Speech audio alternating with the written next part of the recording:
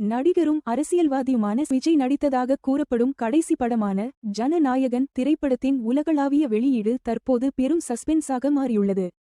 ஜனவரி 9, 2026 அன்று வெளியாக இருந்த இந்த படம் தணிக்கைச் சான்றிதழ் வழங்குவதில் ஏற்பட்ட தாமதம் காரணமாக சிக்கலில் சிக்கியுள்ளது. இதனை எதிர்த்து தயாரிப்பு நிறுவனம் சென்னை உயர் நீதிமன்றத்தில் வழக்கு தாக்கல் செய்துள்ளது. இந்த வழக்கில் மத்திய திரைப்பட சான்றிதழ் வாரியமான CBFC சார்பில் அனைத்து ஆவணங்களையும் நீதிமன்றத்தில் சமர்ப்பிக்க நீதிபதி உத்தரவிட்டுள்ளார். புதன்கிழமை நடைபெறவுள்ள விசாரணைக்கு பிறகே படம் திட்டமிட்ட தேதியில் வெளியாகுமா இல்லையா என்பது முடிவு ஆகும். தயாரிப்பு நிறுவனம் சுமார் 500 கோடி ரூபாய் முதலீடு செய்து 5000 திரையரங்குகளில் படம் வெளியிட தயாராக இருந்த நிலையில் இந்த தாமதம் பெரிய நஷ்டத்தையும் மன அழுத்தத்தையும் ஏற்படுத்தியுள்ளதாக தெரிவித்துள்ளது.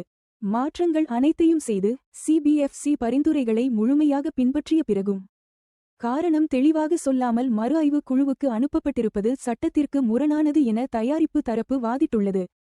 அதனால் ஜனநாயகன் திரைப்படத்தின் எதிர்காலம் தற்போது சென்னை உயர் நீதிமன்றத்தின் தீர்ப்பை எதிர்நோக்கி உள்ளது.